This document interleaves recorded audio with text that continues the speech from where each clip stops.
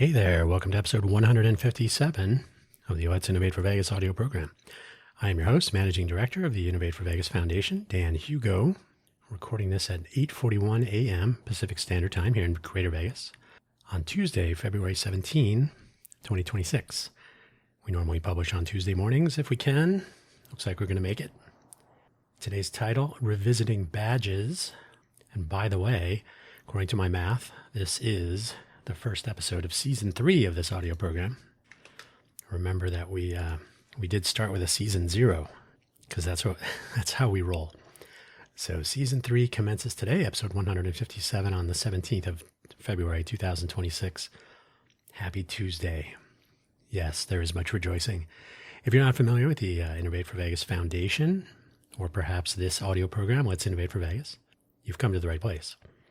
We are a civic volunteer organization, a Nevada nonprofit corporation, and a 501c3 public charity. We were founded as Code for Vegas in June of 2022. I think it's June 16th. We received our IRS 501c3 determination in, I think it was October 2022. Then we renamed. So Code for Vegas existed over a decade ago. Working with Code for America, we decided to reform the organization as a standalone. So an independent corporation, nonprofit. And then we had to rename for 2 reasons. One, Code for America did not like that we were Code for Vegas. But more importantly, because they eventually sunset the entire program, so who cares? But more importantly, people were concerned that they were not coders, so they could not participate. So innovation can take any form. You don't have to be a coder to innovate. Innovation's been around a lot longer than computers have, so we wanted to be more inviting. It also aligns with some of the branding of the Greater Vegas area. Global Innovation Hub is something you may have heard before. There's the Innovation Center in downtown Las Vegas, where we used to hold our monthly hackathon meetups. There's innovate.vegas is the city website to go along with that. That is located within the Innovation District. The Clark County people would like to build an innovation hub. I don't know what they call it. Farther south, so in unincorporated Clark County. So innovation kind of fits in with the goings on. And again, you don't need to be a coder. It can take many forms.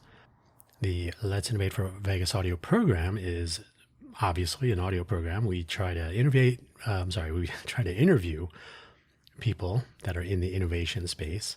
We used to have interviews more frequently. It's been a while.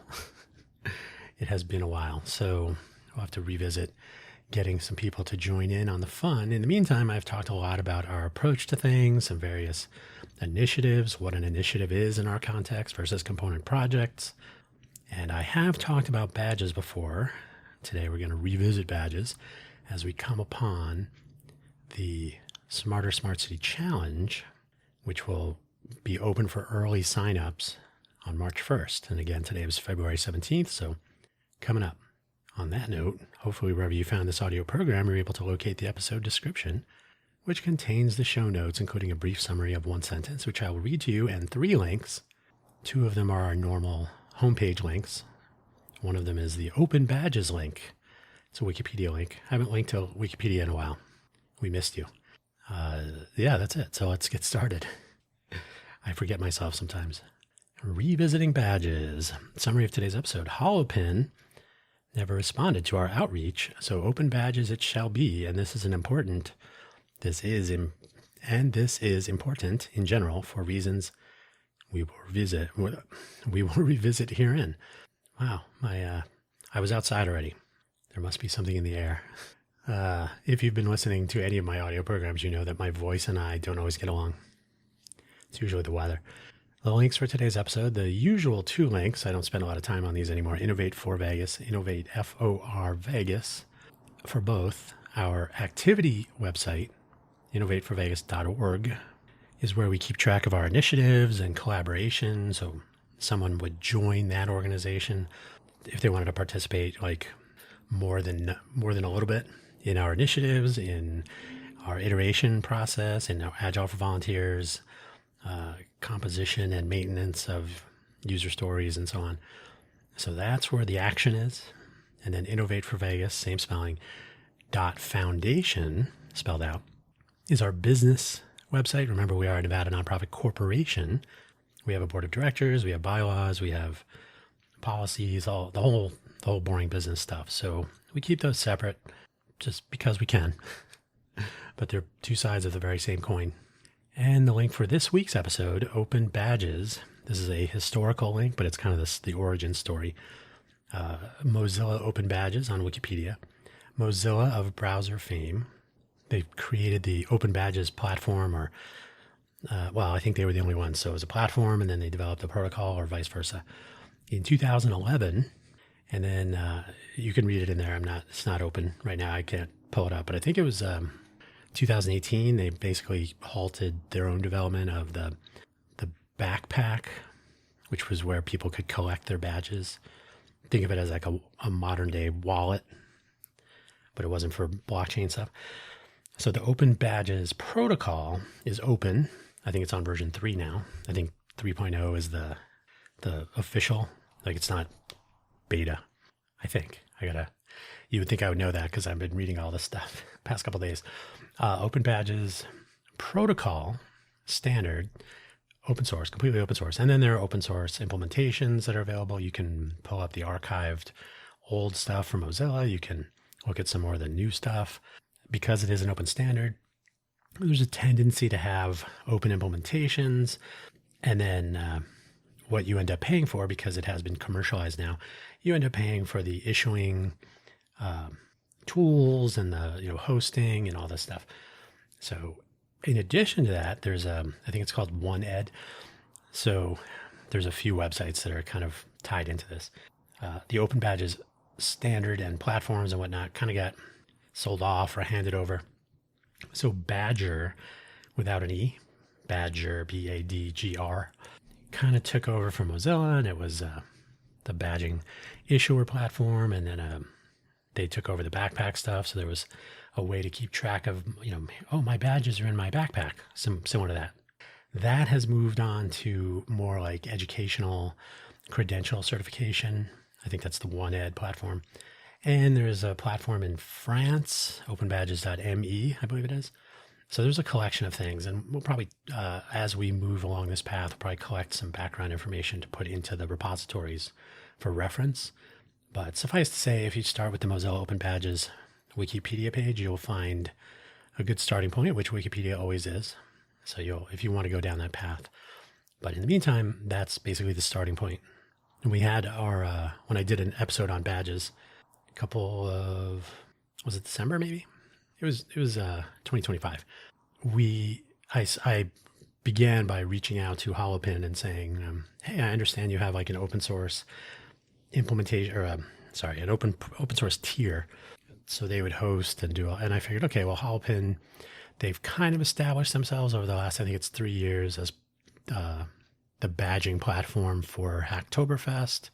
So it's not entirely mainstream, but Hacktoberfest is a reasonably well-known brand for a month, or an annual month-long hackathon to encourage people to participate in open source. So, okay. And they do try to get non-software participation, so anybody can participate and so on. Personally, I wish they would do a better job of doing that, but hey, it's more than nothing, so that's good. They never wrote back, so we'll get to that. So those are the links. Let's get started. Why have badges? Why have badges? Do we need no stinking badges? No. I think that's from Blues Brothers, right? We don't need no stinking badges. Now I got to check. Okay, we're back. Well, definitely not Blues Brothers. The Treasure of the Sierra Madre by John Huston, director John Huston. That was the first occurrence, and then it was parodied or Easter egged in Blazing Saddles and in the Monkees. I could have sworn it was in the Blues Brothers too, but hey, Blues Brothers is full of all kinds of other stuff. So, and I literally just watched a reaction video for Blazing Saddles, so maybe they got planted in there somewhere. Anyway, why have badges? A badge in this context is a representation of some training, some effort, some participation in some undertaking. It may be taking a class, filling a mentor or teaching role, completing part of an initiative, participating in a physical action, just about anything. It's a cred, street cred, a credential. I did it. I passed, whatever you want to do.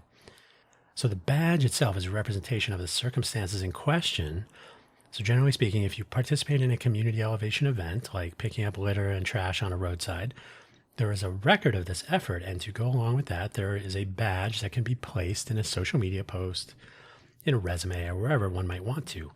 So there is a visual token, a representation that says, hey, I did this thing. The picture might be useful, but usually you want to get the metadata from this. So what was it? When was it? What did you actually do, etc. And it's signed. It's a cryptographically signed document. So the badge itself is a sort of a decoration, not to take anything away from it, but the fact that it is actually a cryptographically signed entity makes it somewhat interesting. The badge is a part of the notion in general, and when people do something, it is nice to have something to point to. And while it'd be nice to have a tangible thing, a manifestation of the activities. Often these do not happen. Not everybody thinks this way. Volunteering, learning, growing, helping, participating, these are important and can be a part of something bigger. Hopefully they are. But it's sometimes nice to have a thing to point to, maybe even to brag about a little bit. You can probably imagine, if you're familiar at all with this scouting program on the Boy Scouts, the Girl Scouts, Brownies, Cub Scouts, all that, they have merit badges. And so that kind of fits. I think was it the Blue Jays or the Bluebirds or something as well? So any program that offers a badging scheme, if you are into letter jackets from high school days, sometimes college, then there may be a letter associated with some some athletic achievements, maybe academic. It's hard to say. So something to keep in mind. These are not a new thing. Attribution is important also. Getting credit for one's efforts is more important to some, less important to others. Maybe it depends on the circumstances. Anonymity is sometimes desirable for a variety of reasons. Recognition and celebration are also important. As with so many things, it depends, and that is absolutely okay. If you don't want to take credit for something, anonymous donation, hey, I'm just somebody in a crowd doing something, trying to help you, help out. I don't need anything. That's possible. Sometimes it's good on a resume, like I said, or you just want to be, kind of an identity thing. Like, oh yeah, we're in the group of people from 10 years ago. That, whatever it is. There's any number of reasons to find it interesting or useful, or to not find it interesting or useful to have these sorts of things. The more important thing in just about any scenario is giving credit or attribution for time, effort, and expertise contributed to some undertaking. The technology exists today, and it has for a long time, to provide this information. And in the modern era, there is a presumption of credit and blame in the world of software development. In fact, there is usually a command called blame to find out who broke something in a software project. So that's may not be applicable to what you and what we are talking about today in the general case. But if you are familiar with software development, blame, maybe your name has come up. I'm sure mine has.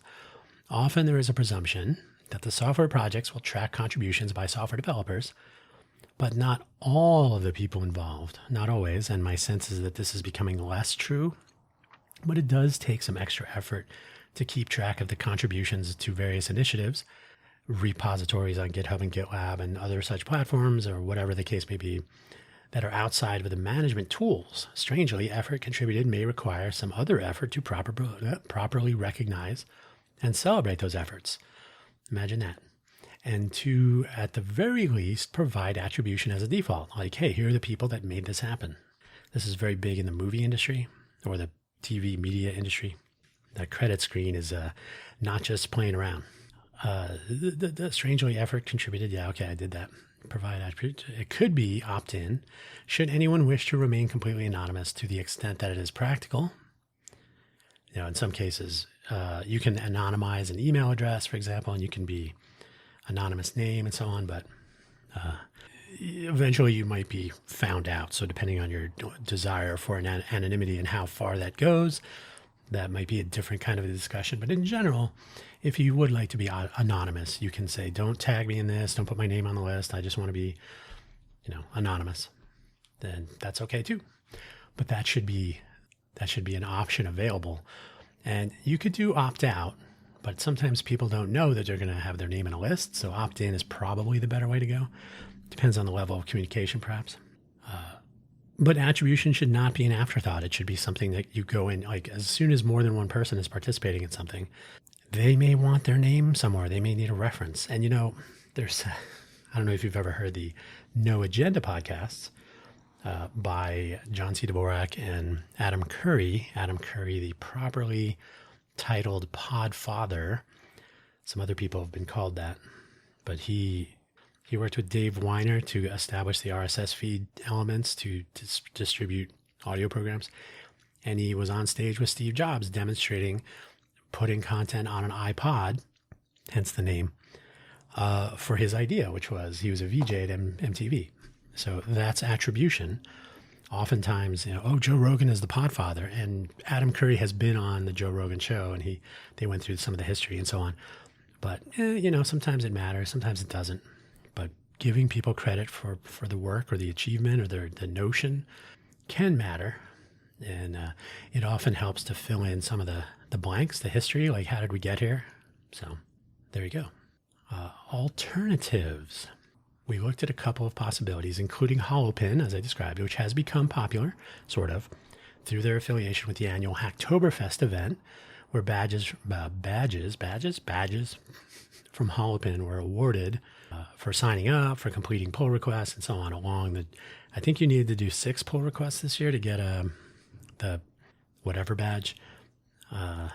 So there you go. So there's a record of participation and contribution for all to see. You can put them on your social media. You can share them, like, hey, I just got the whatever badge. You can post them on LinkedIn or whatever. So they are postable, but there's also that credential that underlies them that is cryptographically signed and so on. So it's a legitimate attestation of an accomplishment.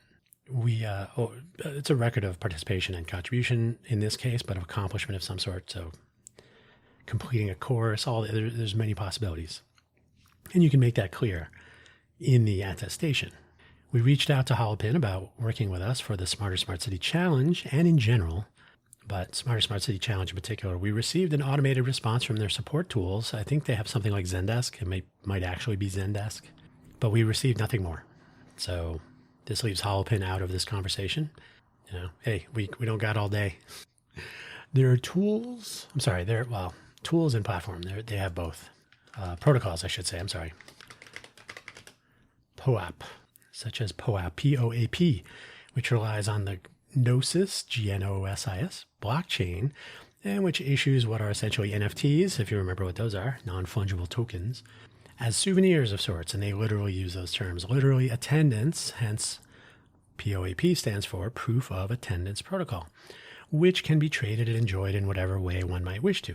But they are not necessarily appropriate for the broader scope. Let's take a step back. They're not necessarily appropriate for the broader scope of what, say, the open badges idea was built around. So POAP, I don't know, is not appropriate as the general approach in what we're trying to accomplish, to considering all the aspects of what we want to do. So it might have a place for the souvenir aspect. Maybe there may be a finale or a demo day, and you'd like to have people get a POAP, whatever they call those. I guess it's an NFT. Like, hey, I was there. May or may not be interesting. Maybe. Already in common use. The contributors approach for projects, a part of the GitHub and GitLab and similar platform tool set, and actually contributors usually in all capital letters, is usually, for long before GitHub and GitLab were around, is a way to recognize people who contributed to open source projects in particular. So you'd have a list of names and email addresses and whatnot. Like, these are the people that made this possible. And then GitHub came along and they've added username, profile, pictures, avatars, I think. So you can have a profile picture, you can have a little bit of biographical, you have a URL in the GitHub universe. So that makes attribution a little bit easier for the newcomer if you don't have like a permanent email address that you've had forever. One of my email addresses I've had since 1996. Yeah, it's been the same email address since 1996, which means it's been 30 years. That's crazy. I wasn't even around then. we take this a bit further to keep track of non-software contributions to initiatives and component projects. So there's always a running record of contribution. So in other words, even if you're not a software developer, we as part of the Agile for Volunteers notion is that you have people participate by taking, like, I'm going to do this task or this thing, so that everybody can see what's, the user stories and the associated tasks, and here's what we want to accomplish, and here's what's done, and here's where you put if you find a problem or if you have another idea that you'd want to add to the mix. So none of these things are particularly magical. If you can fill in a form to order a pizza, you can work with GitHub to that degree. So by having everyone use a common tool like that, and first of all, it's a good skill to have. Not that GitHub is magical. There are several platforms like it. But it's an interesting tool to have in the toolbox, whether you're a software developer or not. And this allows for, you can actually see, okay, these people contributed this much, and this person over here did some other things. And so at the end of the day, you can actually give people the credit, the attestation that they did make this happen, made it possible. GitHub and its peer platforms, though, are not so commonly encountered day to day, so this scheme is usable but does not have the scope and reach for what we would call normal people to make use of. People that are looking at resumes are probably familiar with GitHub a little bit, depending on what you're trying to do, what jobs you're pursuing and so on. But generally speaking, you tell someone to go check out your GitHub account and they might say, huh? So GitHub is good to a point, but is not necessarily, like, GitHub would be used to generate some open badges. There you go. And then you could display them in your GitHub profile, in your README. But you can also do other things with them. They would be yours. They are not non-fungible tokens. Fungible? They are not. You cannot trade them. You own it. It is assigned to you. If you say, just check out my GitHub, they may already have moved on to, I don't know what you're talking about, I'm out. So open badges. As with many things, the Mozilla Foundation has pursued an interesting idea, which they eventually dumped for someone else to make use of. A little bit of editorial there, perhaps, but basically the original schema, the specs, I should say, the original specification or the platform standard, the protocol standard survives today, and it's still open source. The management of issuance and validation has become a business, so it can be monetized, which is fine, but which may not make adoption of the open badges scheme so easy. It depends. A lot of things depend. This is not to say that you must pay, but there are platforms available to pay. So that's how you make a business out of open source software. But open source tools and software and standards and documentation, all that are still around. And so they would interoperate with paid things, paid issuance, paid management, etc.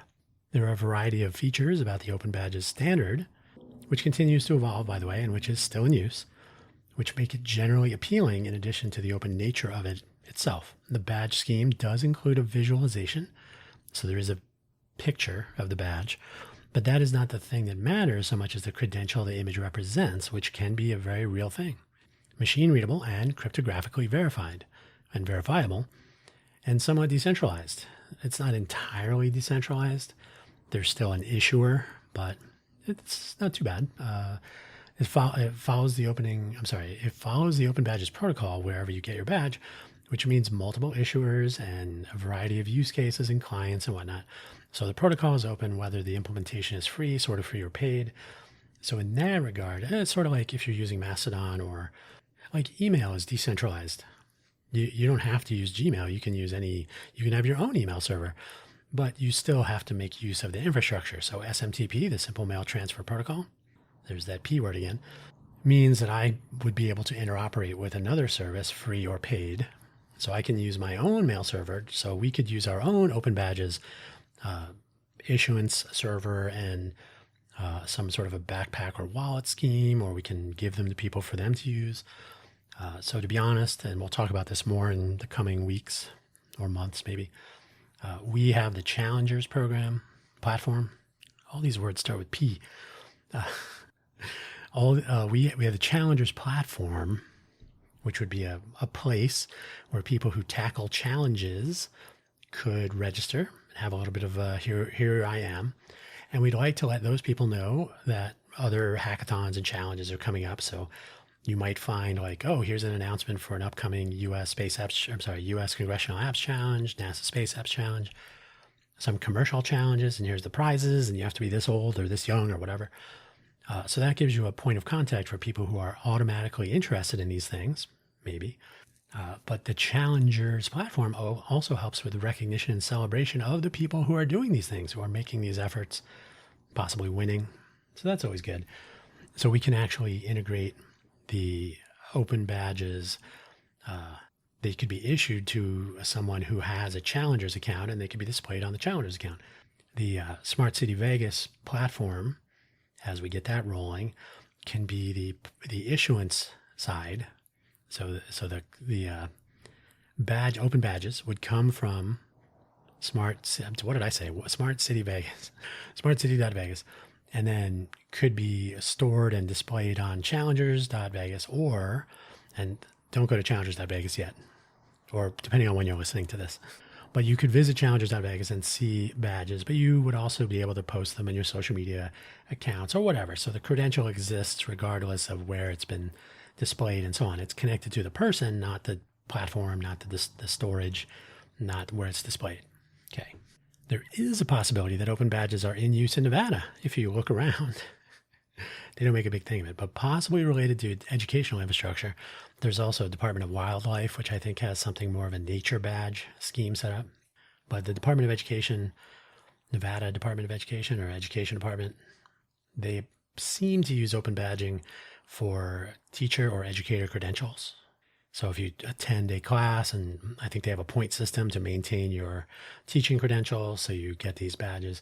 I think that's correct. But I had heard that they were also looking at doing a student achievement implementation. It's been a while, so maybe or maybe not.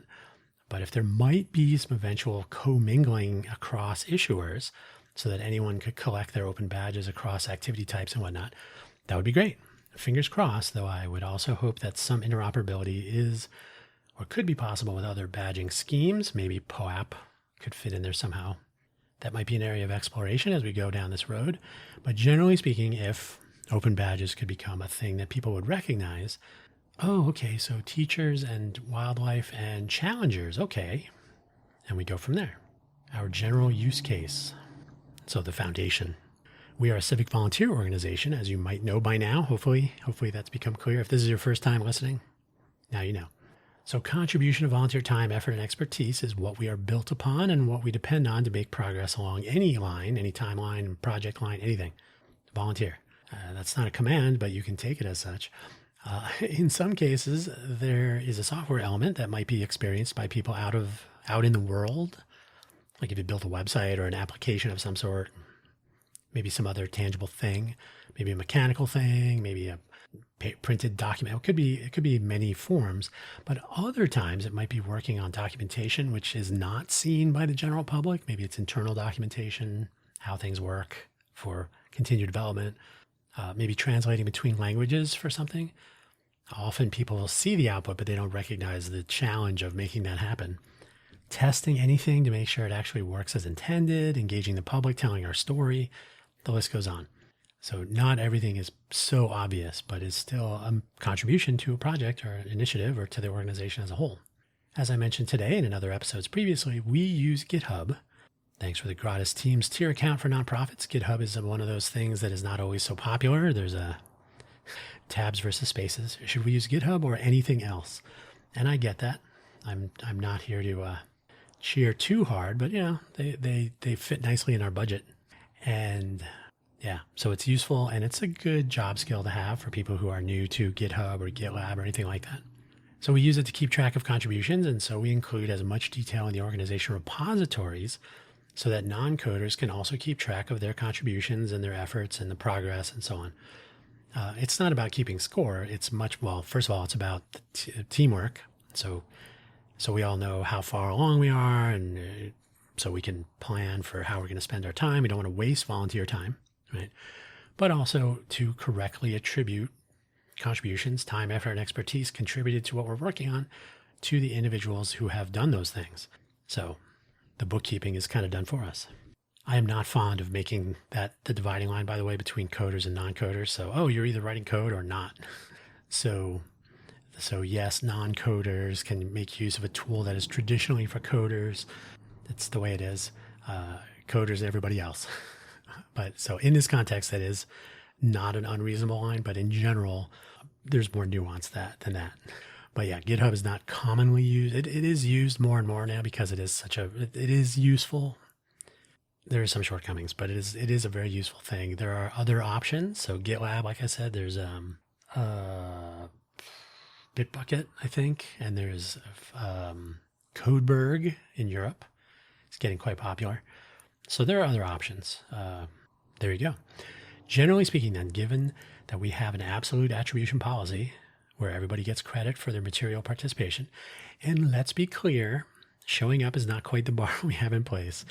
Hey, I was here, and I noticed you had some snacks, and then you left. That's not a badge. So a little bit more than that, if you please. Yeah, do something. Material participation or materially participate. We need to be able to provide some form of formal credential around that time, effort, and or expertise. Open badges probably do fit that requirement about as closely as anything out there. And the fact that it's an open standard and can interoperate with other implementations and issuers and so on makes it fairly attractive.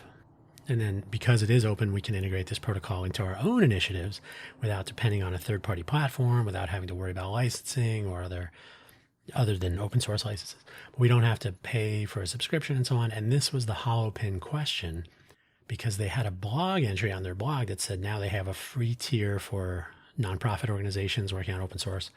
So that was my question, is can we apply this to our Smarter City Challenge so that we at least have a starting point that fits in our budget until we have donors and sponsors and so on. We're starting it on a gratis. We never heard back from them. But if we can roll out our own platform using these open standards and there's interoperability, we probably wouldn't have been happy with the Holopin approach anyway. Sometimes things work. And then as for the challenge, this is the last section, so hang on. The challenge, so now since the Smart City Challenge is about to reach the early sign-up milestone, so if you're listening to this episode after March 1st, 2026, that's a Sunday, that was the big day. So it's either coming up or it happened. Hopefully there was good news that followed and much rejoicing. We are going to commence the journey through the year. So that means from March 1st all the way until early January of 2027, through the year to enable and encourage ideation, innovation, and implementation at large across all of the greater Vegas area and maybe even beyond, getting something to show people in perpetuity that you were there and took part is the absolute least we can do. And so enable for this adventure. So we got to have something and not it feels as though it's a participation trophy, but it is something that would go on your resume. It's verifiable and so on. So it's a little bit more than a participation trophy. And especially for junior level engineers or junior level anything entering the job market, if you're presently in school, it may be helpful to have something to point to and say, oh, I did this. I participated in this event and we won, or we did a demo of our thing, whatever. You not just a hobby, right? You actually took pro action to be innovative, and it doesn't have to be software. It can be anything. I always tell people, there's innovation in food. Vegas certainly has that. We do want to have milestones along the way, but at the same time, we want to be as asynchronous as possible for participants. So that is participating in the, maybe in an in-person hackathon is a badge, right? Hey, I was there. I made it. I did a thing, or whatever it is. But so is reaching some other milestone that is not based on in-person participation, because anyone can join the challenge whenever they want. So if you joined, sure, you may have missed out on the in-person hackathon if you joined after, but there are other options revolving around progress on their own timeline rather than participating in a main timeline, event on a calendar, right? So hopefully that makes sense. So there should be a few options, take home souvenirs or mementos, but that are actually valid credentials. Like, yes, I was really there. It's like you can take a picture when you're at a concert, but you also can keep your tickets. So one is, look, here's a picture from the concert. And the other one is, and we were in the third row, and here's our ticket stubs and all that. So it's, but the credentials, they're a little bit more than ticket stubs. So hopefully, if we do have a perhaps what we could call a growing culture of attestation, it might make sense for people to start recognizing it. Oh, okay, you took part in this thing and that thing, and oh, you've also done some other stuff. Oh, and you were also a volunteer, and you got some other, because volunteering in Vegas is actually not unpopular, but it is not always, you don't always get credit for it. Now, that's not why you do it sometimes, but it would be interesting perhaps to be able to say, oh, and look at all those volunteer badges. Who knows? Opt in, opt out. It should be an option. By the way, we have the For Vegas platform that we want to push, and Volunteer for Vegas. You see where I'm going? The interesting part, assuming all comes together, we might need some creativity to be unleashed on the actual badge artwork. They should look nice. And as well to manage like how they're described. So we have some consistency, just enough detail, but not too much. It should make sense to a casual observer. So you should be able to look at a picture or read it, or however you consume it, whatever you're able to do and want to do. And it should make sense and be meaningful. This would be a great way for some meta participation, and would obviously have a badge associated with that as well. You got a badge. Given the scope and grandeur of this undertaking, we are really hoping that a lot of people will join in, and not as participants. Not only, they should participate as well, make our communities better, but as facilitators, including meetup venues, anyone who helps to capture media, like taking pictures and whatnot, all sorts of roles there. Collaborators and mentors, and yes, sponsors and donors. So hopefully, as we get this Katamari Damacy ball rolling, there will be more and more stuff that sticks to it. And if you didn't get that reference, that's okay. I haven't even seen that game in a while. I don't know if it's still around. But we would like the snowball to begin to roll and grow in size. And that's the adventure before us. And we'd like to collect some badges along the way and hand them out to people who take part and make this happen as well. And that is what this entire episode has been about. So you get a virtual listener badge for your trouble and your time. Thank you for giving over some of it today. Probably almost 40 minutes. I see 40 minutes and 40 seconds, but that will come down a little bit from silence truncation. But anyway, I digress. Thanks for listening as always. Look for badges to make an appearance on the scene. Challengers. Smart-city.vegas is live, but very minimal at the moment. We got to start adding some stuff to that. And then there will be more information about the actual challenge itself. That's just like a starter point. The actual challenge will be a work in progress through the entire year, as will it be for the participants. So let's make this a global innovation hub that is actually innovative for a change. And that's where I'll leave my editorial on that note. Thanks for listening. Take care now. Bye-bye.